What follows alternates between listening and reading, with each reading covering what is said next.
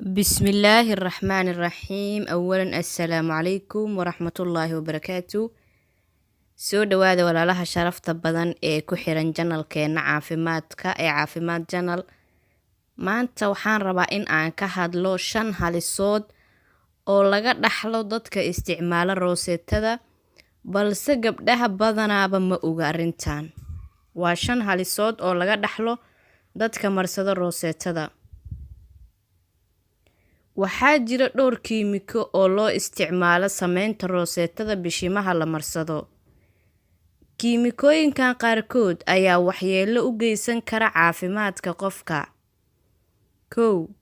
Dhibaatooyinka ay u geysato waxaa ka mid ah dhibaatada koowaad. Waxay dhaawacdaa unugyada jirka. Qaar ka mid ah biraha loo isticmaalo sameynta roosetada ayaa waxaa ku jira maadooyinka chromium, magnesium iyo lead. Marka ay kiimikooyinkaas jirka galaan ama ay ku ururaan, waxay waxyeello u geysan karaan unugyada jirka. Gaar ahaan kiimikada lagu magacaabo chromium waxay halis ku tahay kilyaha, iyadoo keeni karta in kilyaha ay shaqadooda gabaan. Lambarka 2. Roosetada waxay halis ku tahay nidaamka neerfaha.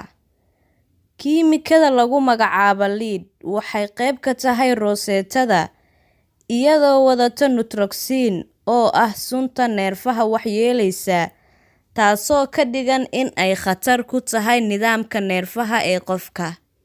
3. Waxay dhibaato u geysataa nidaamka endocrine-ka.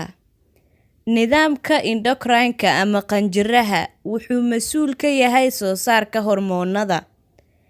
Kiimikada petrochemical ee loo isticmaalo roosetada ayaa waxyeello u geysan karta nidaamka endocrine-ka, taasoo dhibaato u geysanaysa shaqada dabiiciga ah ee jirka iyo horumarkiisa ama koritaankiisa.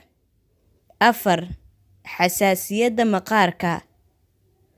Walxaha lagu magacaabo bismuth oxychloride oo kiimiko ah, kuwaasoo loo isticmaalo in lagu ilaaliyo roosetada, ayaa lagu daraa roosetada si ay u keedsanaato ama muddo ay u taalo.